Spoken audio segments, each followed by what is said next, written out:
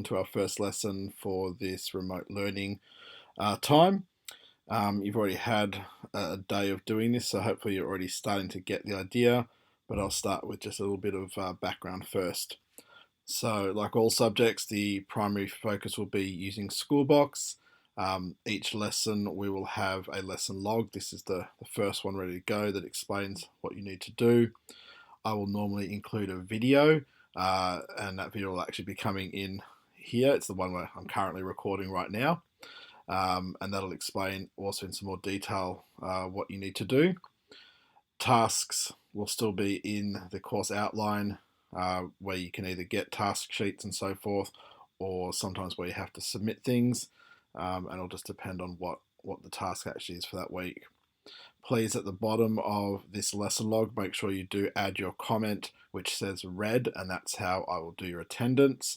And during the class time, if you'd like to chat with me, ask any questions, etc., I'm more than happy to do that in the class discussion. Please be really clear and specific about what you need help with, and I'll do my absolute best to help you there. Outside of the scheduled class time, don't use class discussion because I won't be monitoring that. Please still email me and contact me in the normal way that you would, and I'll continue to try and help you. So that's really our overarching how this will work. So let's move into the actual lesson for this week. So basically we're going to start off by doing our research assignment. We're going to do this over the next 2 weeks, so this double lesson today and next double lesson next week, at least the first part of it anyway, and I hope that'll be a bit clearer in just a moment. I'm not going to read through this in detail because really the worksheet tells you a lot more. The part I want to point out though is that the first submission, which will be your research component, is due by the end of next week's double lesson, or really the end of next week, I'll accept.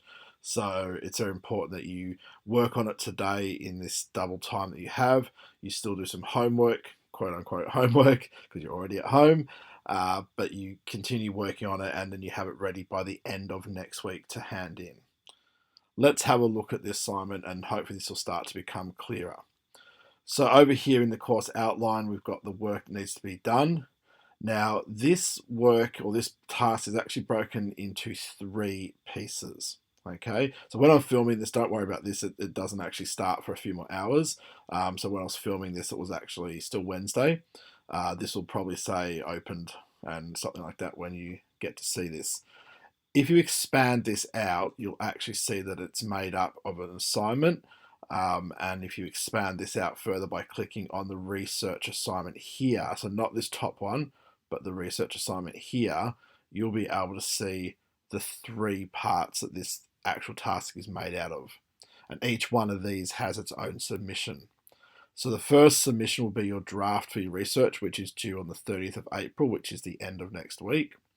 But the final submissions for parts A and B are due on May the 14th, the end of that week. So that's another 4 or 5 weeks away from now, or the time of this video anyway. So it's very important that you realize there are 3 actual submissions to this. And if I wanted to submit my research draft, I would now click on this part to make my submission here for that one. And again for each of the other 2 parts. So please make sure you are keeping track of which parts you need to do. So let's go back again for a moment.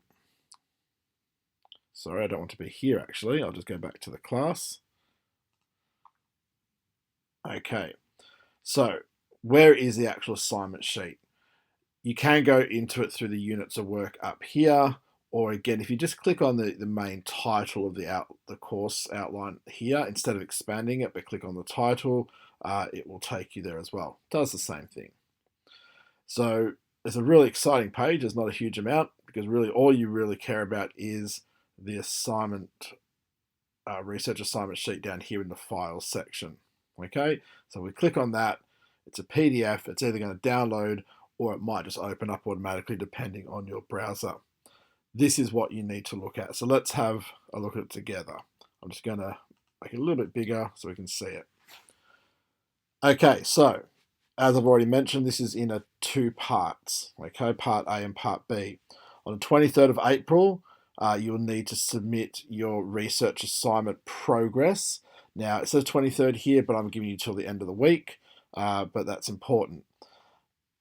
And then you need to also make sure that is in a Word document. Now, that's really important. I need a Word document submitted, not Pages. We know it doesn't actually go onto Schoolbox at the moment.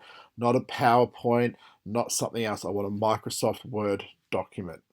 Now, anytime that a teacher asks you for a Word document, if you want to do it in Pages, feel free, but make sure you save and convert it to Word before you submit it. All right, otherwise you're not following the instructions that are given to you. The next line here says that the final submission is due on the 14th of May, and that's the final submission for parts A and B. Okay, and again, all submissions due on Schoolbox. Okay, now this is very important. Extensions would only be given if there's a really serious circumstance, and it has to be if you have a prior discussion with me. And I'm not talking about the day before it's due or 2 days before. I'm talking about a week or even 2 weeks before it's due, and you know you're going to struggle.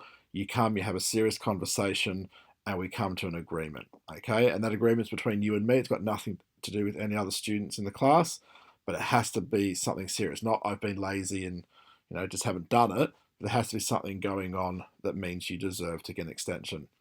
Please come and talk to me if that's your situation, but don't think I'm just handing them out to everybody just because you ask. All right, let's talk about the actual work. Part A of the work is the research component. So you need to research 2 real-world robots.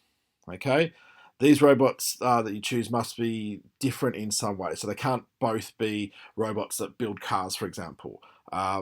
If you can make them quite different, it makes it more interesting to read and to research. So pick 2 real-world robots that do something. Now, your research must answer in detail, right? And again, detail is to the best of your ability. You are not experts. No one in this class is, but you have learnt some things. You have experienced some things with robots. You've talked about things with motors and movement. You've talked about some programming ideas. So you want to try and introduce as much language as you can that's going to show me that you're starting to think about how robots work. And that detail is going to answer the questions that are below. And again, this must be a Word document. Okay, please make sure you do that. Now, these 5 questions here, excuse me, are what your research must answer for each robot. Not for one, but both. So firstly, what is the name of your robot? I don't expect a paragraph for that. That's going to be a quick one-liner probably. Who manufactures it? Again, it's not going to be a long, detailed answer here. It's a simple, it's made by company XYZ. When you get to question 3, though, about what its purpose is, that's where you start bringing in that detail. So why does that robot exist? What function or task does it do? It's not just it builds cars, but what exactly does it do? Why does it exist? It's a really important question 3, actually, because you got to think about it. No company is going to spend lots of money developing a robot just because. Everything has a function, a reason for existing. So the more you can research and excuse me, discuss that, the more likely you are to get a good grade for that part of the question. Number 4 talks about how does it work. And again, this is where you can bring in any knowledge that you've developed, any thinking research that you've done to talk about how it works in your understanding. Again, I don't expect you to understand the mechanics necessarily or all the electronics of it, but you can talk about things like what sensors it might have and how that seems to work. You can talk about the way it moves, the amount of movement it has, what does it look for, what does it avoid, all those sorts of things which you can certainly research. And question 5, again, what is the social or environmental impacts of this particular robot? Excuse me, apologies. Again, an obvious impact of a lot of robots is that certain people, certain jobs don't exist anymore. And that can have a real impact on families and people's employment. Now, don't just automatically add that to your list. If that's not really relevant, don't include it. but you can certainly think about impacts that they've had and do some research. It doesn't always have to be negative. A lot of these robots are originally created for a positive reason. Sometimes they can have a negative reason as well, but I want you to look at both the positives and the negatives of how this robot's impacting our environment, our society. So again, that's a question where you can really put a lot of detail in and show some deep thinking and understanding. So as it says here, please make your answers as detailed as possible using language and terms that relate to robots and robotics. Again, your research is going to help you bring out new terms and ideas that you might have to research further. So please make sure that you're doing that. And I can't go without saying, please don't copy. Right? You can absolutely take ideas, you can quote sources, you can reference, you can paraphrase, but please do not copy somebody else's work. Do not copy things straight from the internet. You do need to include a bibliography / reference for any resources that you use, any images that you borrow from somewhere, etc. So you need to look at how to format that properly. There's lots of sites available to show you how to set up a bibliography or reference. I believe it's also in your student planner. You can have a look there. Okay. Now jumping back up here for a second, one thing I kind of glossed over is this sentence here. Now, you need to include your name, your class code, and your student number in the header.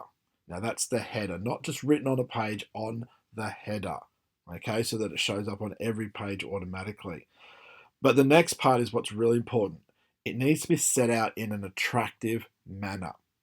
Presentation is critical for this whole assignment, okay? I'm going to say that again. Presentation is absolutely critical, okay? How it looks, the first impressions that I get when I mark it will go a long way to your marks. So think very carefully about how you put things on the page, how you set it out, how you apply colors and pictures and all those sorts of things. You are confined to what will happen in Microsoft Word, but you can certainly make your work attractive and very presentable. So please spend some time on doing that. And that's part A. So, as I said earlier, by the end of next week, you have to submit the research part. So, just a summary of what you've done. So, it might be cutting and pasting some stuff that you found, with your reference links there, just so you've got them ready. But it's certainly not going to be formatted properly. It's not going to be put into full sentences necessarily. It's not going to be written out in the way that you'd finally present it. But it should really be all your research completed that you're then going to go back to and make into your final presentation. That's what you're handing in 2 weeks' time. After that, on the 14th, is when you'll be handing in this part A in its finalised form. Okay? Part B is where you can really have a lot of fun, in my opinion. Okay? And it is probably the biggest part. Part A, you can get done pretty quickly. Part B, I really want you to spend some time on this. So part B says that you're going to design a concept robot that will meet some criteria and a role that is listed below. And you can see that on the next page there. You're going to need to explain how your robot works and how your design decisions are useful for its task. The design must be based in reality, but you're not required to fully understand the mechanics, the electronics, etc. As long as you can describe how you believe it could work. Okay? So again, you need to present your design in the most interesting manner possible. Now, it must be electronic. So I want to say that again, it must be an electronic presentation, but there are so many different ways that you can do that. I would almost want to say, I don't want to see PowerPoints. I'm not officially saying no PowerPoints, but they're so boring by today's standards. I want you to really push yourself. As the next sentence says, there's a large amount of time. You've got like over 5 weeks for this whole assignment. Huge amount of time for you to really experiment, to maybe push your knowledge, to try something new, even learn something new, so that you can present a really interesting and creative way of this robot being shown to me. Again, presentation is so critical here. Let's talk about the scenario for a second. So the scenario says that you need to be designing a robot that will be used by the emergency services in situations like natural disasters. So some things your robot must be able to do. It must be able to traverse uneven or debris covered ground. Okay, it has to be able to go over rough, uneven surfaces. It must be able to withstand dangerous environments, including water, fire, smoke, dirt, and unstable materials, so things that might fall down on it. You need to be able to provide sound and imagery of the environment back to the controller. So the person who's in safety in a control center somewhere needs to be able to see and hear what the robot sees and hears. You need to provide any other useful information back to the controller to help them determine if people should enter. So think about what other sensors and other bits of information someone might need to know so they can decide if it's safe to send in the actual rescue crew. Okay, and it needs to be able to look into small or closed off areas. For example, through a break in a wall or underneath some fallen objects or something like that. Again, to look around and see what's going on. Now, there's going to be additional points awarded for any other features that you come up with that you think makes your robot better than everybody else's. But it's going to come down to how you explain and convince me of your ideas. What is it about this idea that you've got, or these ideas that make this robot better than just the 5 basic dot points that are there? So again, how you present it, how you explain it, that's going to go a long way to how you convince me that you've thought through this design. So there's a lot there. It is a big involving project, but I have given you a huge amount of time. And again, I want to stress the importance of not only quality work, but really well presented, thought out pieces. And especially in part B, where you get to be creative, push your boundaries. Right? Don't just give me the basic. I'm expecting, I'm wanting, I'm begging you to give me something really creative. All right. Um, Please, as you're doing this, if you've got ideas, if you want to run something past me, I'm more than happy to do that with you. If you're thinking about how you might present part B, for example, but you're just not sure, send me an email. Have a chat in the class chat if you want to about your idea. The only thing, if you put in the class chat, then everyone else is going to see it, and maybe you don't want to share your brilliant idea with everyone. You want to hold it to yourself. That's fine. So an email might be best. But please don't leave this to the last minute. You cannot just throw together a PowerPoint and expect to get a good result. This is really about creativity, about pushing your boundaries.